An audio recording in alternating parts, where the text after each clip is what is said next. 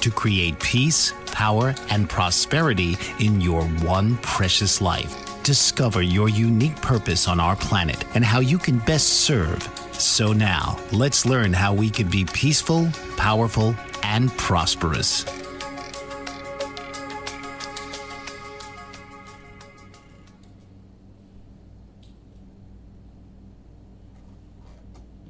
Good day. This is Dr. Cynthia Clayton with the Planetary Peace, Power, and Prosperity Show, coming to you on Bold Brave TV. And boy, do we have some special guests today. We're streaming on a lot of other platforms: Apple Podcasts, Spotify, Podcast Addict, VLC, Google Podcasts, iHeartRadio, Deezer, Spreaker, and YouTube and Facebook Live. So, welcome. If stranded on a desert island, there is no one I would rather have with me than Victoria and Ron Friedman.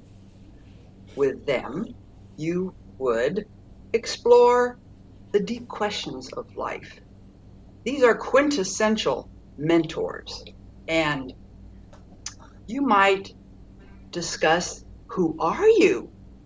And here's a little spoiler alert. You might not be the person you think you are. You might ask questions and invite how to discover the mysterious power of a good question and perhaps uncover the secret language of the universe. These two heroes I'm bringing on in a minute, my heroes and also heroes of the collective consciousness movement. They're co-authors of my book, Compass of Hope, User Manual for the Human Condition, and it's 400 pages. We had 45 different views of how to create the life you want for yourself, how to have optimum mental, emotional health, and develop an avatar mindset. If evolution is going to continue, it needs our help.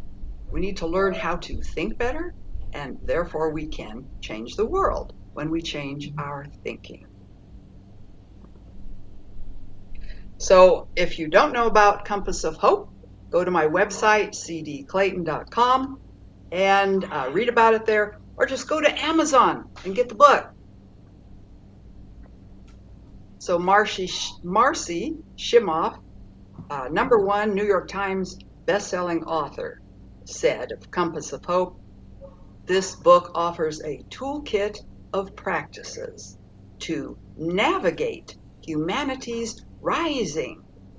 We are becoming masters of our minds and lives. Following this wisdom will help guide our restoration to health and wholeness.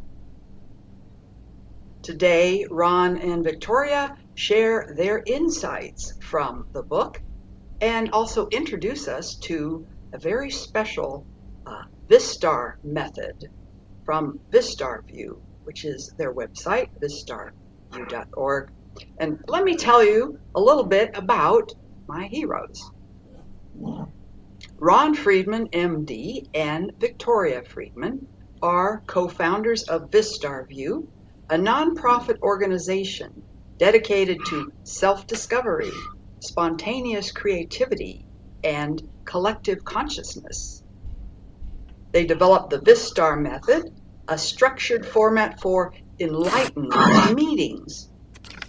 The book about the Vistar experience is launching early 2024. They also produce events, like big events, that inspire and involve people in new co-creative expressions of conscious culture. Victoria, an artist, is the author of Spirit Doodling, the effortless expression of no mind, and the children's book, Clarissa the Fish.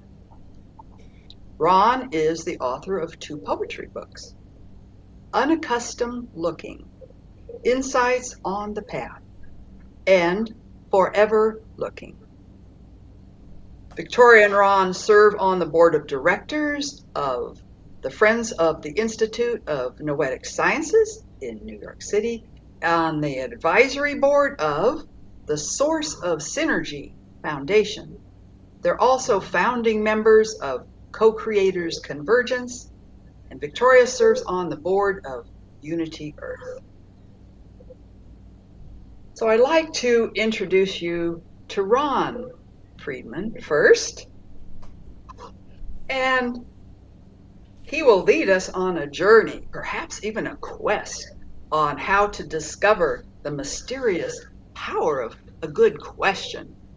And, Ron, I put your article in the beginning of the book because questioning is what the Compass of Hope is all about.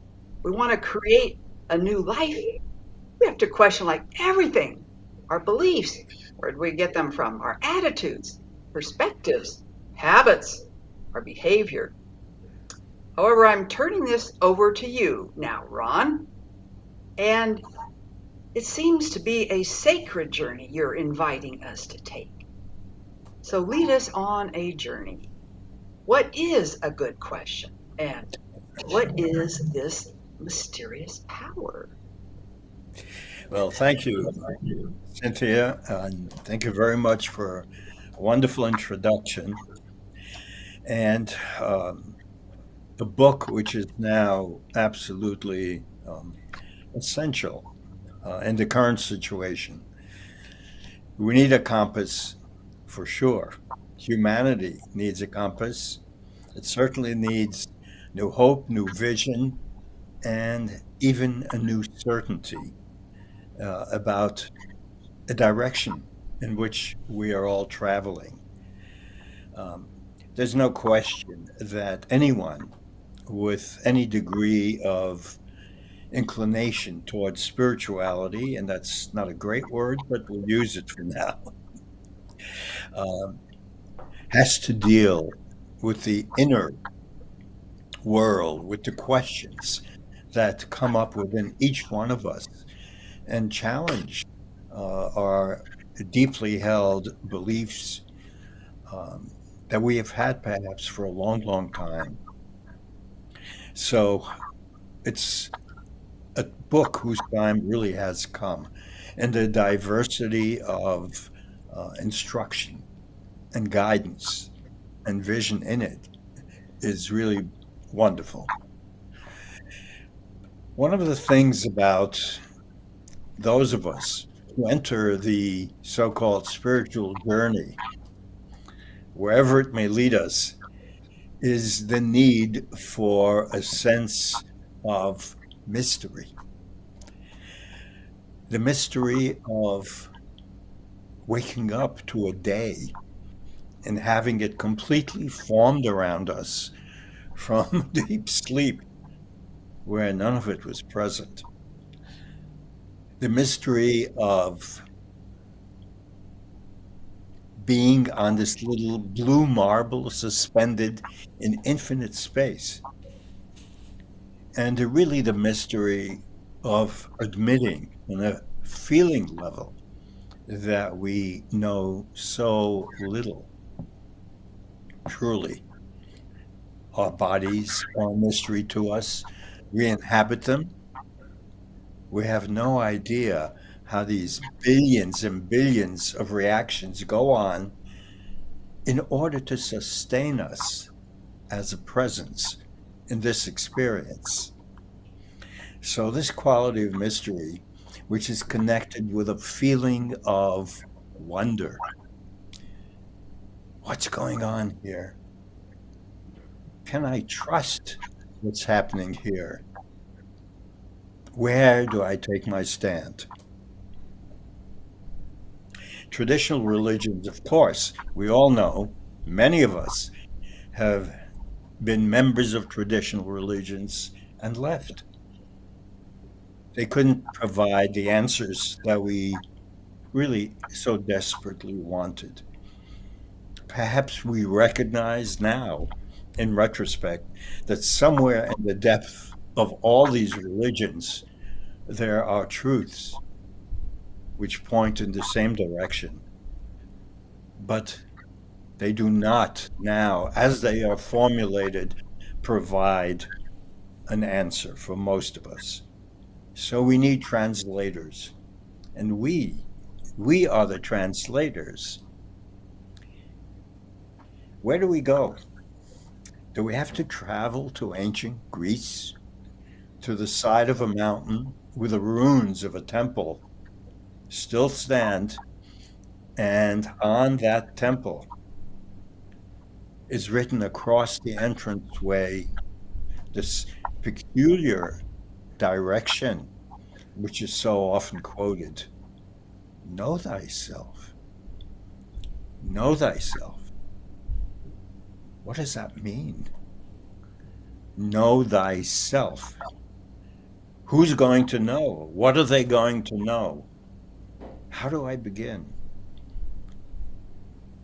Why is this injunction persisting through thousands of years? Victoria and I have been at this temple when there was a thunderstorm present. And let me tell you, it's a very short stretch of the imagination to feel that the god Apollo is crashing down instructions with lightning bolts and thunder for those who are able to hear. So, know thyself. How do we begin? We begin with a sincere question. A question that doesn't leave us. A question that stays with us through perhaps many, many years. Why a question? Why is that kind of a question that has settled into our souls so crucial? And what kind of a question am I talking about? Well, I know the questions that mankind, wisdom traditions have asked for thousands of years. Questions like, what am I?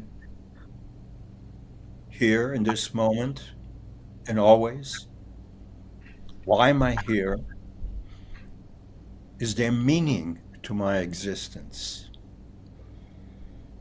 But this question that we have to formulate has to spring from the depth of each one of us, not from the books, not from lectures given in hallways and in temples and in churches. It has to be our question. Because when we ask that question, we begin a process, a search, an experience where that question acquires a life of its own and acquires wings and begins a journey that may go on and on for years until somehow, somewhere, we get the answer. Let me read you a short poem by the German poet Rilke, who many of us know and love so much. This has been a paragraph, a poem, which has been with me for years. And it speaks to questions, real questions, which determine the course of our life. I beg you to have patience with everything unresolved in your heart and to try to love the questions themselves as if they were locked rooms or books written in a very foreign language. Don't search for the answers, here I would add prematurely, or research for the answers, which could not be given to you now because you would not be able to live them. And the point is to live everything, live the questions now. Perhaps then, someday, far in the future, you will gradually, without even noticing it, live your way into the answer.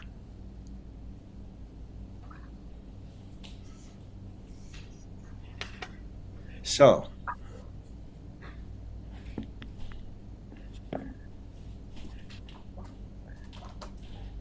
with the understanding that questions are important, are crucial, we then come to ask another question. And that question is, what do I want? What is my question? What is it that when I sit quietly with myself, I really ask, what do I want? What am I looking for beyond all the worldly attractions that are around me all the time? Do I want the world, or do I want something beyond? Some kind of a presence, a peace, a knowing? For me, those questions began very early on, and they began by looking at my everyday experience and not really knowing what is going on. What about my body? There are billions and billions of reactions going on right now. I can't control them. I don't even know what they are. I can see them on a board in medical school as biochemical reactions, which mean nothing to me. I have no control over them. And yet I have this body and I have a presence. I have an awareness of some kind. Think of a camera. A camera takes pictures.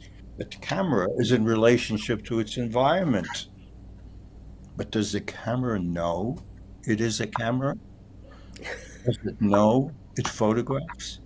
These were some of the questions that I had for many, many years. And I stayed with the questions and I stayed with them until finally something which knows the answer, and that's a mystery in itself. What is it that will take us on this journey to the answer? How could it be something that's somewhere deep inside us, in the caverns of our heart, we don't already know? Because where will the answer come from, if not that? And so we face mystery, and if we're willing not to run from mystery and from the questions that come, then we are prepared for what appears to be a journey of the most extraordinarily timeless nature, an adventure in self discovery. Cynthia, do you have any questions? That seems like a funny thing to ask. Ron, I can picture you guys in the temple there, that, know thyself, and, thunderbolts all around. It's like, whoa. And I do have some questions. I think I'll save them for our final session, but that was wonderful. I'm going to have to listen to this a few times. This relationship with mystery, being okay with questions. Things are going to happen pretty quickly, and we've got to be okay with not knowing. But you're pointing us back uh, to our souls, and just this guidance that's there. But we're okay if we don't know the answers. They're our friends, they're our partners. Anyways, I have more to say about that, and we'll talk more soon. right now we need to go to a commercial break. And this is Planetary Peace, Power, and Prosperity on Bold Brave TV. We'll take a very quick break and see you soon.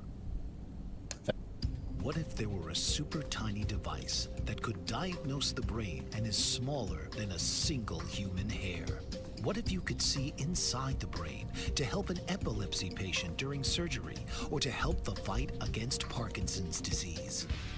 Dr. Patricia Broderick is proud to announce the Broderick Probe, a biomedical and electronic breakthrough. Imagine a probe to help with the understanding and potential cure of brain-related diseases. To learn more, listen live to the Easy Sense radio show with host Dr. Broderick, Wednesdays 7 p.m. Eastern on the Bold Brave Media Network and TuneIn Radio. And to help support the Broderick Foundation, please go to EasySense.com and learn how, with your help, we can fight these horrific brain disorders. That's EasySense.com to learn more and help support the Broderick Foundation. Author, radio show host, and coach John M. Hawkins reveals strategies to help gain perspective, build confidence, find clarity, achieve goals. John M. Hawkins' new book, Coached to Greatness, Unlock Your Full Potential with Limitless Growth, published by iUniverse. Hawkins reveals strategies to help readers accomplish more. He believes the book can coach them to greatness. Hawkins says that the best athletes get to the top of their sport with the help of coaches, mentors, and others. He shares guidance that helps readers reflect on what motivates them. Rediscover and assess their core values, philosophies, and competencies. Find settings that allow them to be the most productive and track their progress towards accomplishing goals. Listen to John Hawkins' My Strategy, Saturdays, 1 p.m. Eastern on the BBM Global Network and TuneIn Radio. Welcome back. This is Dr. Cynthia Clayton for Planetary Peace, Power, and Prosperity show here on Bold Brave TV. And I'm going to really have to think about what Ron said. There was a lot of food for thought there. I loved it. And you'll see why this couple has been together for so many years. I'm going to bring on Victoria Friedman, and she's equally amazing. She's behind the spotlight in so many events. I'm just so glad that we get a chance to visit with her today. And there's a lot in the book on developing a witness stance to our own lives, having a more objective position, not being like just pulled around by circumstances and events. And she does she's gone very deep. I also put hers in the beginning of the book, and with the pointers to what our true identity is. So, Victoria, just when you ask, who are you? I mean, how do you answer something like that? I am so surprised in the book. You did a great job, and I know you'll give us a taste of that. So take us on an adventure of our innermost essence. Wow, Cynthia. Thank you for that introduction. And thank you so much for having us on this show here. And thank you to Bold Brave TV for doing this, for spreading all these wonderful messages. So yeah, oh my God. Well, when I met Cynthia, not when I met her, but when Cynthia asked me to do an article on what I would say to 18 to 22-year-olds, 18 to 22-year-olds about avatar training. Well, oh my God, I've been 40 years, 40 years on the so-called spiritual path and, deepening into training, transcending, developing, transforming. So all that is going on, and I don't even know 18 to 22-year-olds. I'm so deep in my field. And so, here I began as a spiritual seeker only to the pain of life. So here they are, 18 to 22, and I don't know how much pain they've been to. I hope not much. And so I didn't know quite what to say. also, when I go to organizations, which I've been part of many, and they say, let's bring in young people, I go, oh no, how is this going to work? So, it was a very challenging question, and I'm not connected with that age very much. So then Cynthia, wonderful, brilliant Cynthia, on the spot said, why don't you talk a little bit about your mentor, Kenneth George Mills, and where I received an incredible gift from? Why don't you tell us what he would say? And when she said that, it was like confusion disappearing and clarity flooding in, when the clouds go away from the sun. So I thought, okay, what would he say? Now, I don't know what he would say because you never know what he would say, what somebody will say to somebody else. You don't really know, and I don't know. But consider the age, the gender, the background, the accomplishments. He would respect them and he would know them, but that's not who he'd be talking to. So I would guess the way I would put it is that he would be talking to the ageless being, an ageless being. That's who he'd be talking to. So being, this word being, human being. Um, so what is that being? What is that? One time I was at my granddaughter's graduation, and my daughter was divorced. So the other side of the family was there with the new wife on that side. And, I didn't know her well, but I'd heard a lot. You know how you hear these things. So we were at a luncheon, and I was looking at her, and had attitudes and opinions from what I had heard and learned.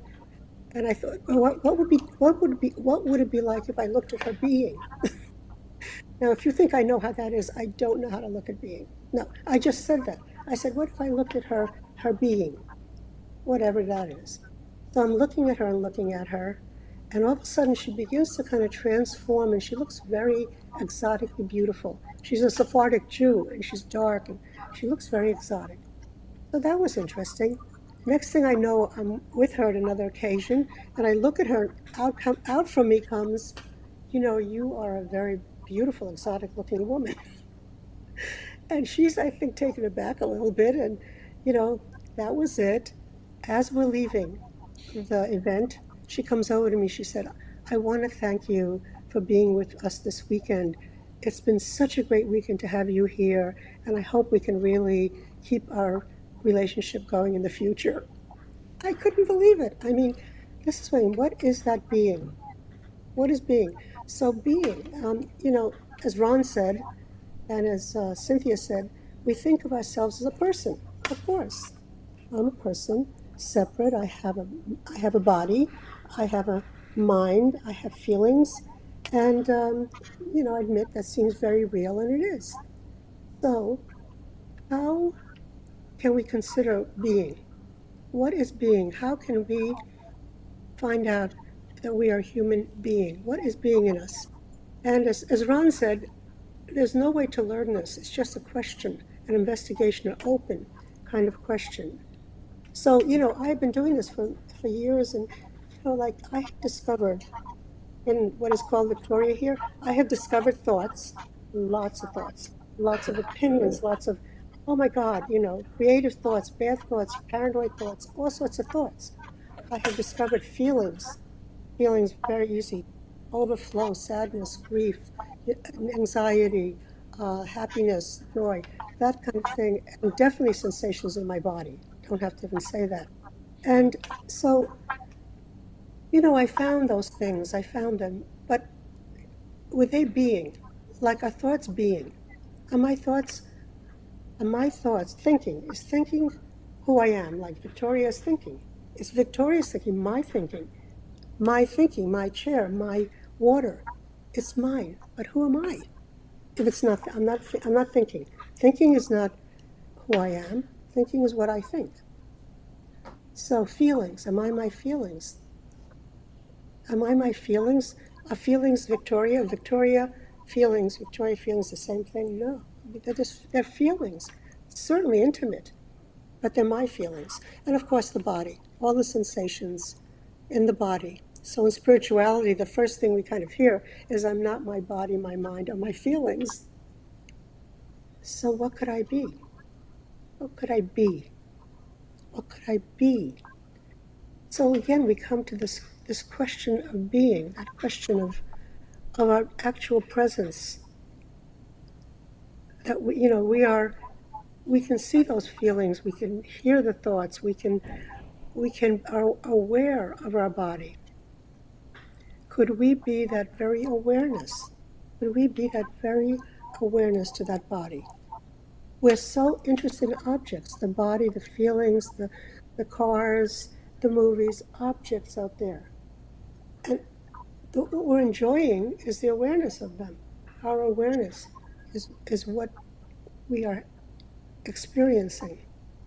Well, what are we then? Could we be that awareness? And that's what I would tell. I don't know if Dr. Mills would say that to anybody, but that's what I was gifted with. That kind of, Ron said, mystery, that mystery of what we are. And just having explored it and questioned it without any answer, it's just kind of leading me to a sense of peace, a sense of stillness, a sense of silence. And I think that's worth everything in life. So thank you, Cynthia, for this possibility.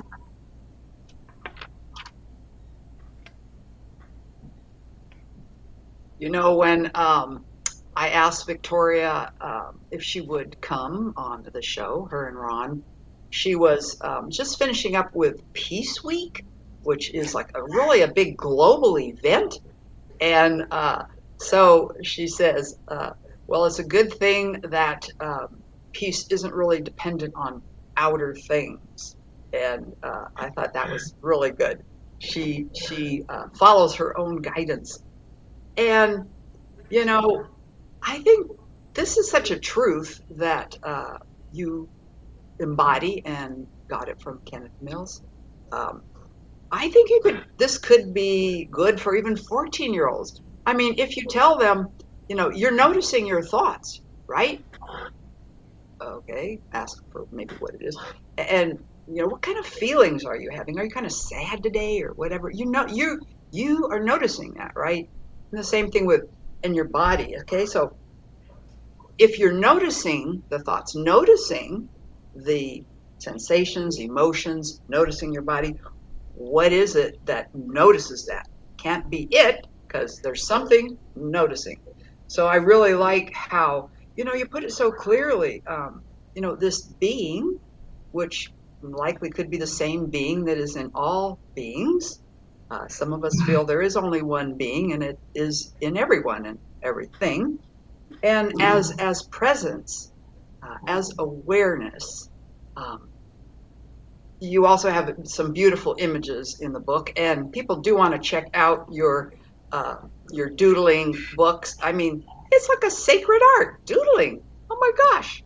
So, anyways, I think we will go to a short commercial break because people really want to know about the Vistar method. When they find out about it, they'll be very glad they did.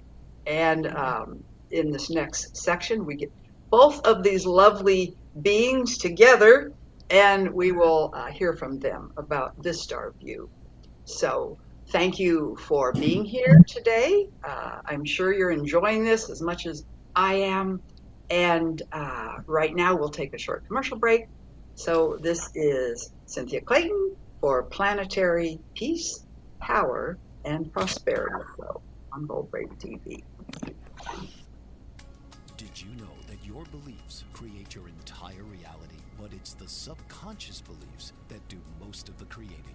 Belief shifter and life coach Shiraz can help you identify those limiting beliefs and eliminate them, often in a single session. Like, it was almost instant. Like, I had relief right away. Creating better health, relationships, careers, and finances. Let Shiraz help you step out of safety and into awareness. Definitely something's happening.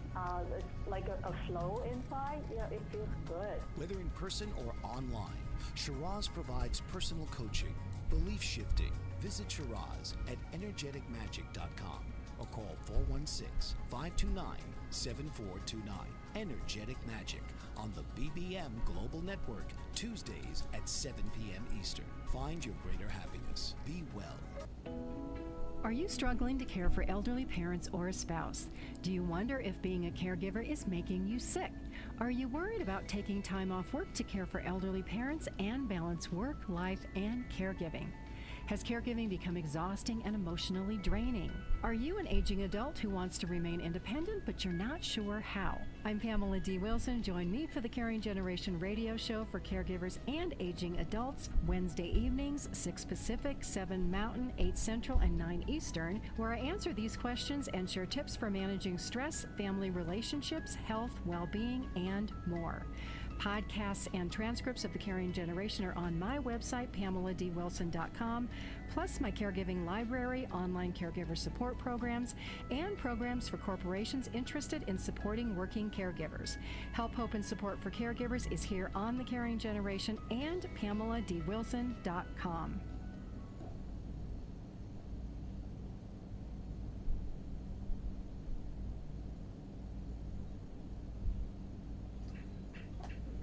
Welcome back.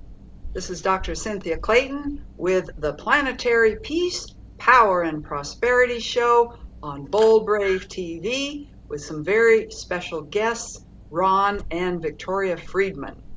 And I'm going to invite them to come on and introduce us to VistarView and the Vistar method.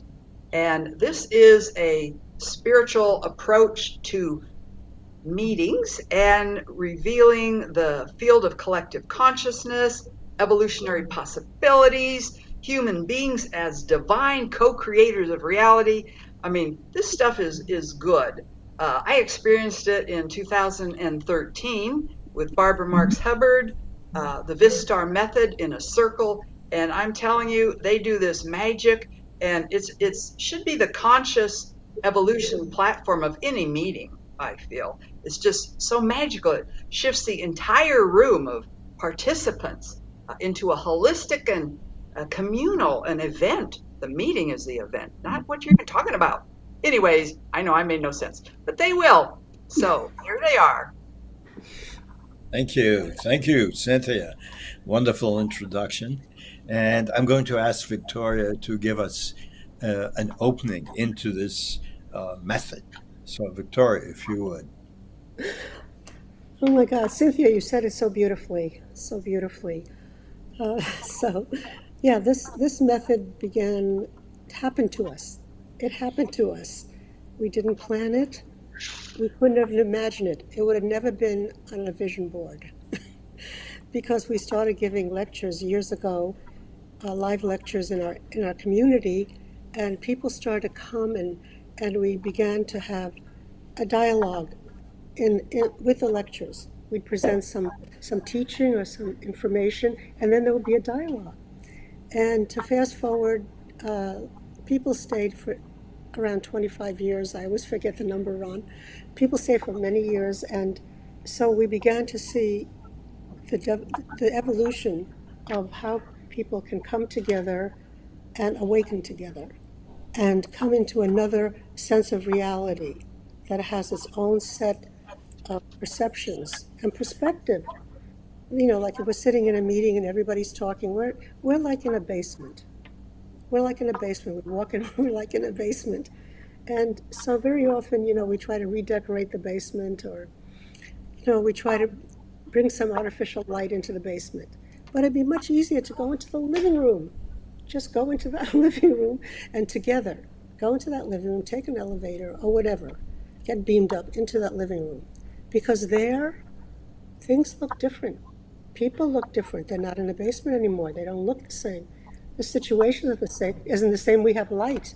We don't have to go looking for light or develop light or bring light, or It's just a different level of consciousness. Yes, absolutely. And it's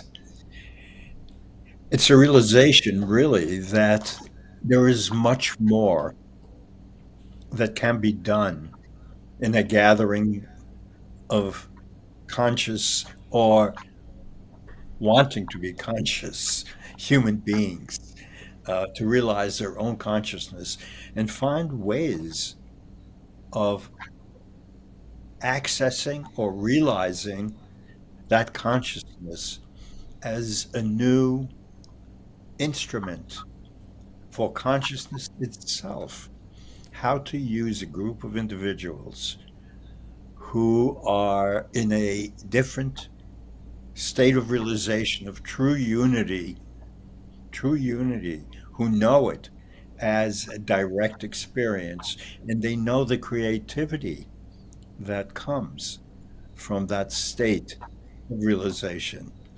And so, as Victoria said, this was a happening. It was a complete happening. And we were told, we used to get these, what we call these guidances, when you open yourself up to higher voices and you ask a question, and amazingly enough, an answer comes. And we were told repeatedly, this is an experiment which is being watched over in terms of seeing what potential of human gathering can be taken further. So, Victoria, turn it over to you. Yes, and Ron being a physics a major in Columbia and also a doctor, he was very much in taking a look at what is actually going on. Like taking a look, like if we're with a group of people and, we all of a sudden feel really good together and there's like a lot of laughter and a lot of just sense of like, oh my God, this is fun. Like what happened? How did we get there? Because very often we could be sitting there saying, I can't wait for this meeting to end. This is a bunch of you know what, and this is just going nowhere, and everybody here is just blah blahing, and there's a lot of things that the mind has to say about getting together with people. So, that sense, he began to look at it and what happened, and we began to see some things. They're small things, but they're not small things, if you know what I mean. The reason they're not small actions that we human beings take is because they're actions driven by materiality and ego. They're not bad intentioned. I mean, nobody is terrible. We just have this personality that wants a little power, more attention, you know, all the things it wants, or wants people to be a certain way, or thinks the leader is good or bad. That normal things come up. So we began to put in place little, like we call them guide rules that are guides. We put them in place just to see what would happen. So we put it, like, for example, we decided that we have to stay on a topic, like really try it. Because you can't stay on a topic in any conversation. It goes all over the place. It just explodes out because of our mind, the nature of monkey mind. So the mind just says, oh, we're talking, we call it the red car principle. So if you're lucky and you're at dinner with people and somebody says, I think I'm going to buy a new car. I saw this red car that I liked. The next person, if we're lucky, will say, what kind of a car? But that does not happen all the time. The other person will say, they'll say, really, a red car? You know what? I was at the store the other day, and there was a huge sale, and there was this gorgeous red dress I was going to buy, but I just thought it was too much for me. The third person will say something like, yeah, there are a lot of sales now. I see things on sale. And the fourth person say, well, then, the economy. So that's called whiplash. It's called intimacy whiplash. The reason we don't really come together and really connect is because we let the mind take us in all different tangents that it just wants to take arbitrarily, sometimes a bad motive behind it, but arbitrarily.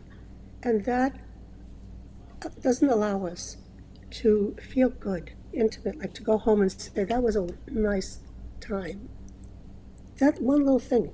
So we put that in, boom, a lot more coherence. We think of what happens at a meeting as if it were a circulation of an electric force field, an electric current. And there are many ways that current can be disrupted. And as Victoria was saying, one of the ways that is very prevalent is the centrifugal force of any topic. And that's not our fault. That's in part due to the associative network of the neuronal connections in the brain. But when you begin to see these, and that there is a way of being conscious of them and taking a different approach, uh, the whole conversation changes. And then you begin to realize that if you're aware of the elements that want to disrupt conversation, and God knows, do we need conversation now more than ever? Real conversation, real dialogue. Once you become aware of these elements, everything changes. And a new togetherness, a new sense of oneness can begin to manifest itself through these Right. elements of willingness. Yes, exactly, exactly. And the way it seems to work is that in the basement, with all our mechanical habits of conversation that we have been conditioned with, there are issues, many issues. And then we try to find an answer together for them. Together. Together. Not one, together. So we try to find an answer together. When we get to the living room, 90% of those issues aren't anymore needed to be solved. It was an issue in a land of fog, a land that's very foggy that we couldn't see through, when it was really not a real issue. And then the 20% or the 10% of issues that are there, which are very mighty, again, there's just a different sense. There's no sense of blame. You just see a holistic picture. No one is to blame. We're human beings and we do what human beings do, just like the animals and the trees. And so now that there is no blame and there is an issue, and the issue is very important to our survival and to who we are and how we express ourselves on this earth. That issue can be looked at from a different way. And new and innovative things come in, very new. And how you know it is you're full of energy. You like everybody that was at the meeting. You don't want the meeting to end. You can't wait to come back.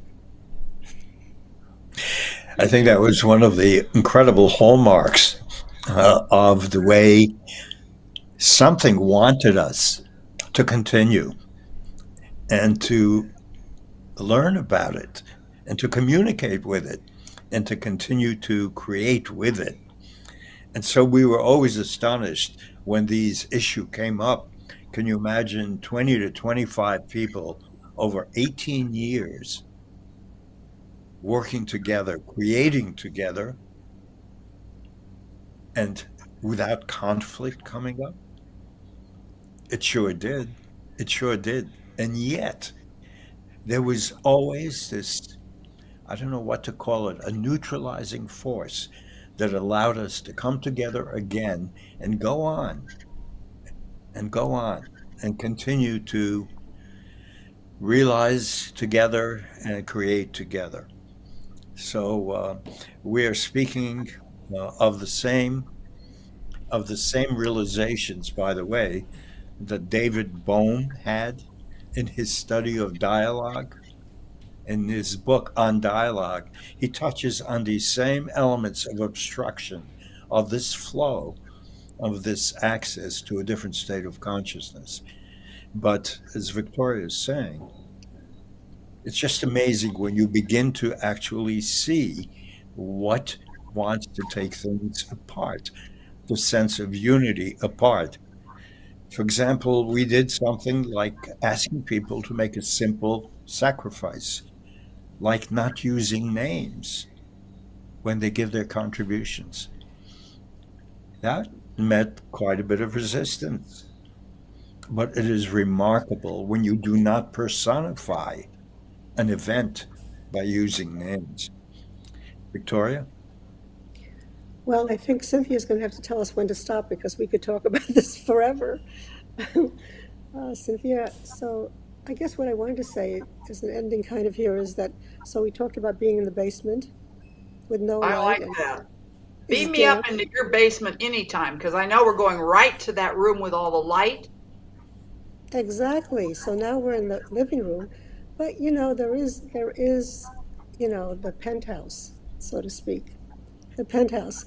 And so what happens is once you're in the living room, there's so much energy that creativity, boom, cannot stop it because everyone wants, it's not that they want, they are creative.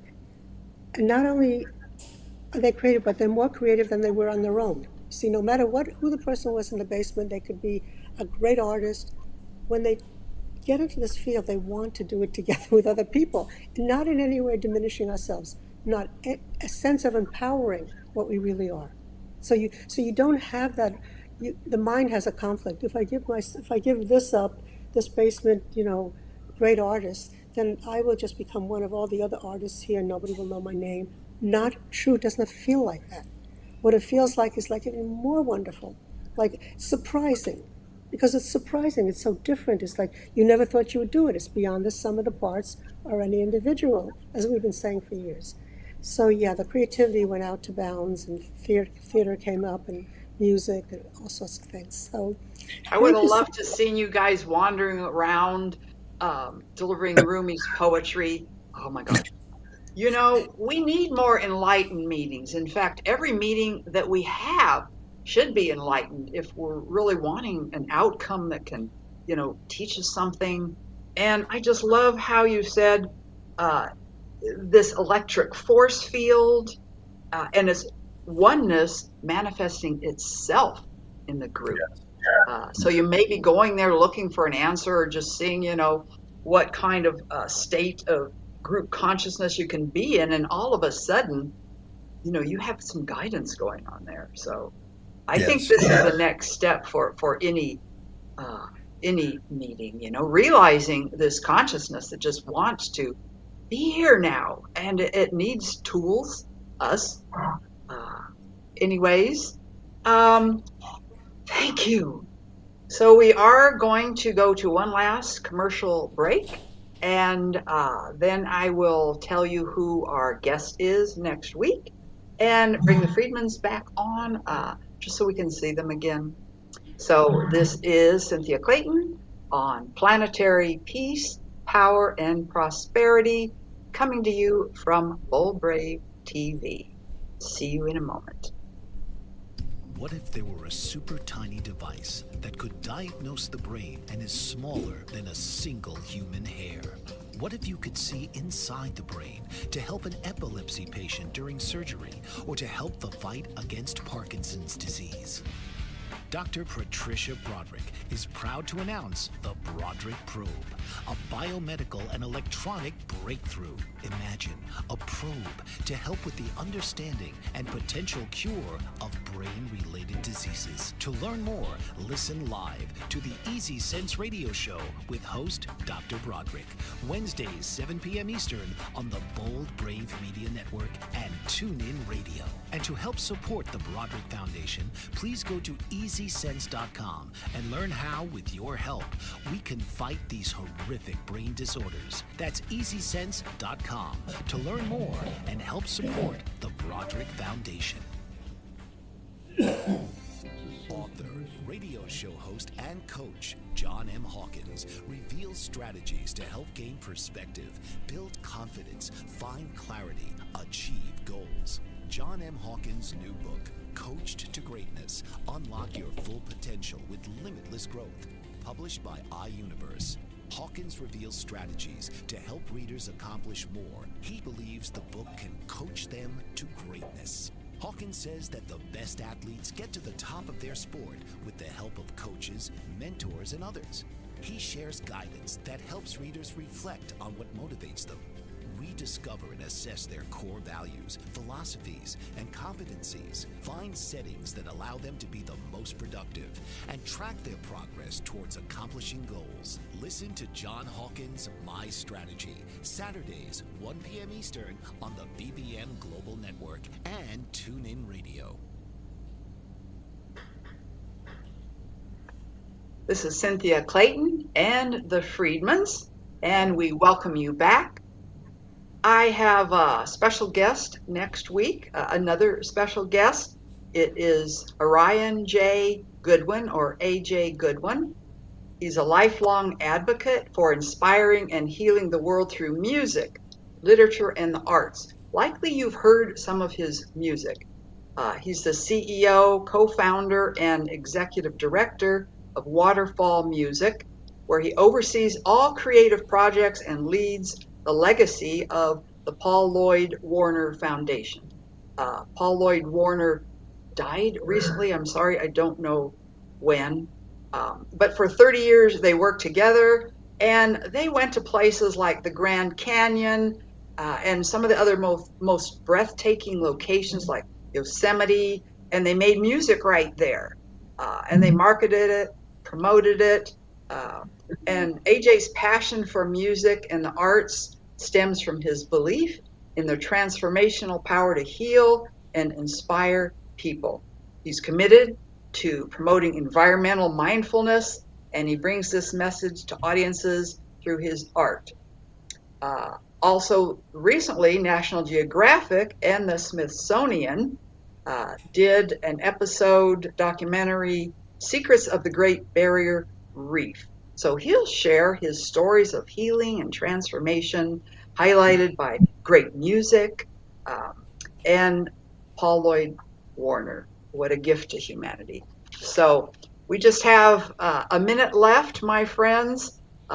Thank you so much for being here. And Ron, your poetry Facebook group is called Spiritual Poetry by Ron Friedman.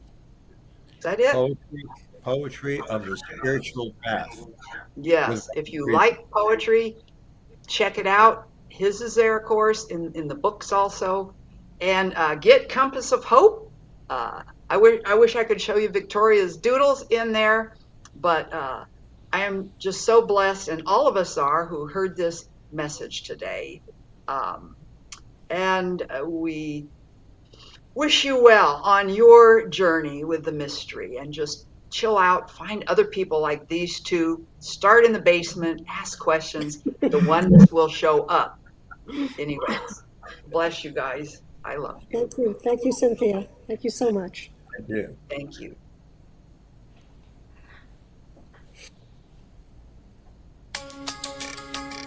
This has been Planetary Peace, Power, and Prosperity.